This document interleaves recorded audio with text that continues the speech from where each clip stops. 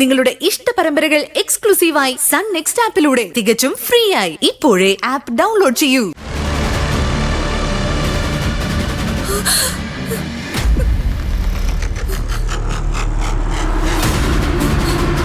ഇവ മരിച്ചോ?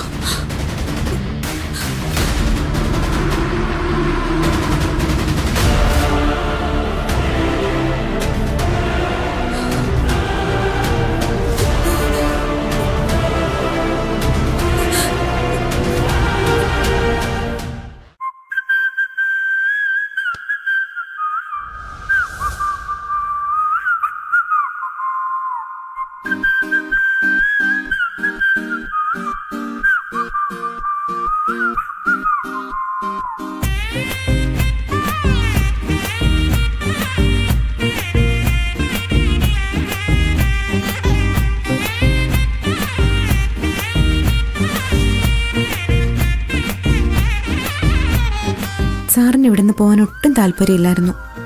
എന്നിട്ടും ഞാനാ നിർബന്ധിച്ച് പറഞ്ഞു വിട്ടത്. ഞാൻ ഒട്ടും റൊമാൻറ്റിക് അല്ലാന്ന് സാറിന് തോന്നിക്കാണൂ? റൊമാൻസിനേക്കാൾ പ്രാധാന്യമാണ് ജോലിക്കെന്ന് സാറിനറിയാം.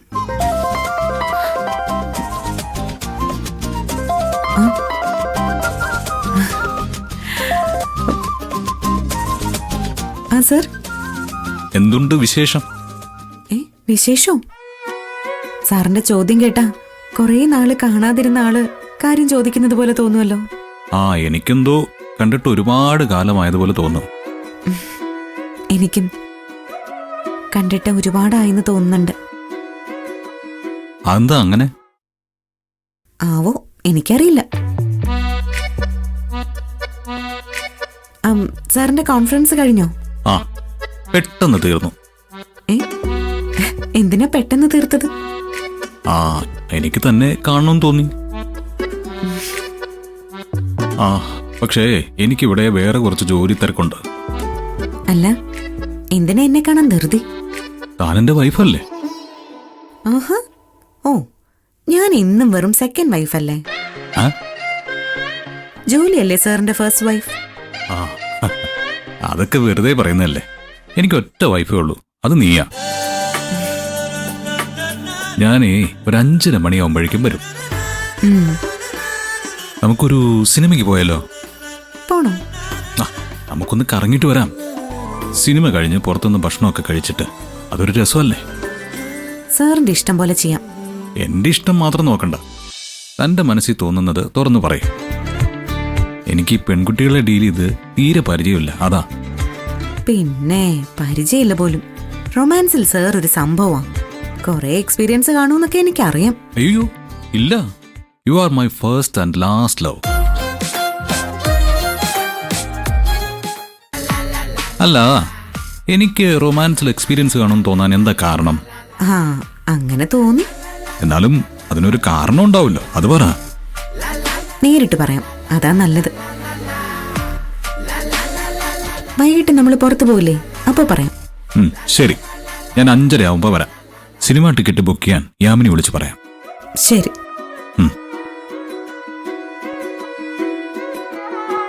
മുന്നിൽ 2 ചെമ്പരത്തി മിന്നി നിൽക്കണ്, നമ്മളെ തനിച്ചു കണ്ട കാര്യമോദണ്. വെണ്ണിലാവ് താഴെ വന്നു ചാരി നിൽക്കണ്, കട്ടുറുമ്പ് പോലെ ഒന്ന് തൊട്ടു നോക്കവേ ഇത്തിരി കുളിർത്തൊടുത്തു തത്തി നിൽക്കണ്.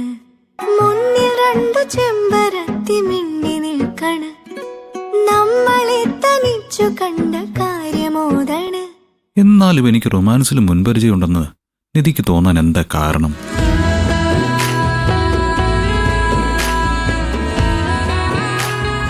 മുൻപരിചയമില്ലാതെ എങ്ങനെയാടാ കള്ള നിനക്ക് ഇത്ര വേഗം എന്റെ ഹൃദയം മോഷ്ടിക്കാൻ പറ്റിയത്?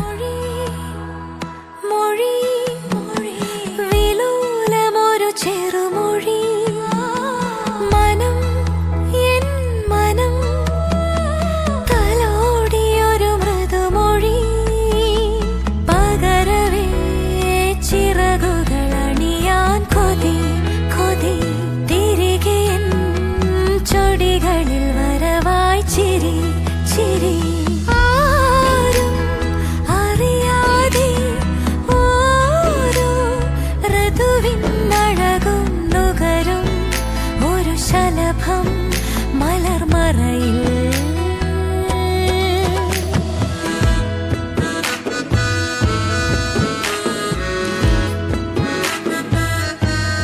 ഗൗതം, ഉം, ആ, ആ, ആ, അമ്മേ നീ എന്താ ലാപ്ടോപ്പ് തുറന്നു വെച്ച് സ്വപ്നം കാണുകയാണോ? അല്ല, ഞാൻ അത് അസസ്മെന്റ് ഫയൽ നോക്കുമായിരുന്നു. അസസ്മെന്റില് ഇത്ര പുഞ്ചിരിക്കാൻ എന്തിരിക്കുന്നു?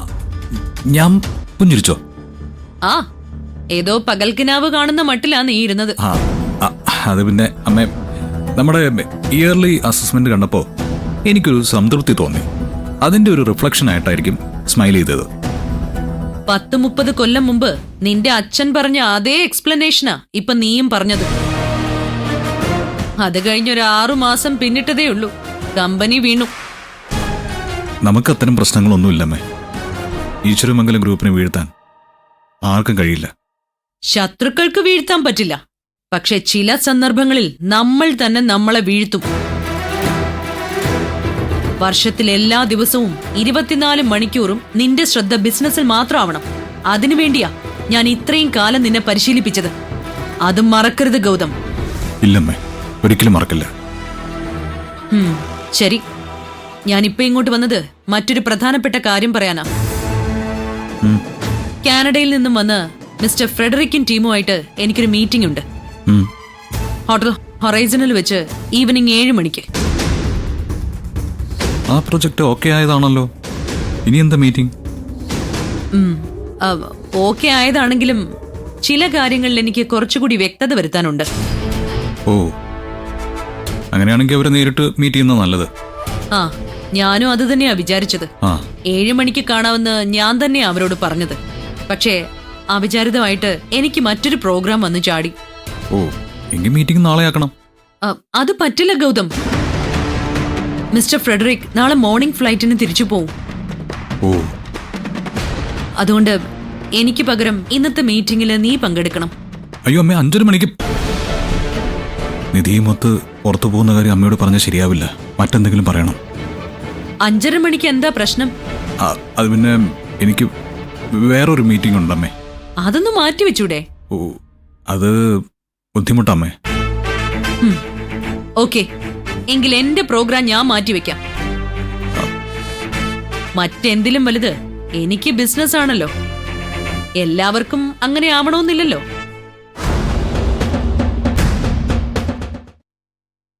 ശരി, നീ അസസ്മെന്റ് ഫയൽ നോക്കി സ്വപ്നം കാണൽ തുടർന്നോളൂ. അമ്മേ, അമ്മയുടെ പ്രോഗ്രാം മാറ്റണ്ട. 7 മണിയുടെ മീറ്റിങ്ങിന് ഞാൻ തന്നെ പോയിക്കോളാം. അപ്പോ നിന്റെ മീറ്റിംഗോ? ഞാനതിന്റെ ടൈം മാറ്റിക്കോളാം. ശരി, ഫ്രെഡറിക്കുമായിട്ട് സംസാരിക്കേണ്ട കാര്യങ്ങള് ഞാൻ നിനക്ക് മെയിൽ അയക്കാം. ഓക്കെ.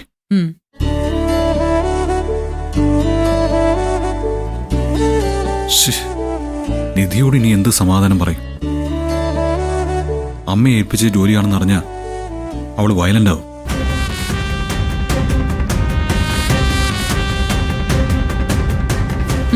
അഞ്ചരയ്ക്ക് മീറ്റിംഗ് പോലും. നിധിയുടെ അടുത്തേക്ക് ചെല്ലാനുള്ള ധൃതിയാണെന്ന് എനിക്കറിയാം. വെരി സോറി ഗൗതം, ഇന്ന് നീ അവളെ കാണുക പോലുമില്ല.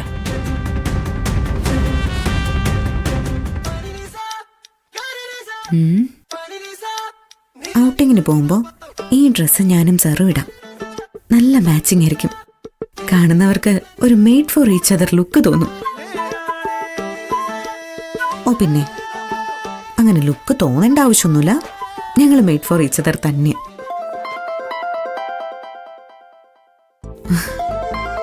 ഗൗതം സാർ ഇപ്പൊ തന്നെ വരാന്ന് പറയാനാവും വിളിക്കുന്നത്. അത് വേണ്ട, 5:30 തന്നെ വന്നാ മതി. Hello sir. നമ്മുടെ പ്ലാനിൽ ചെറിയൊരു മാറ്റമുണ്ട്. മാറ്റമൊന്നും വരുത്തണ്ട സർ. വർക്കാണ് പ്രധാനം. അത് കഴിഞ്ഞേ മറ്റെന്തോ ഉള്ളൂ. ഇത് അതിശയമായിരിക്കുന്നല്ലോ.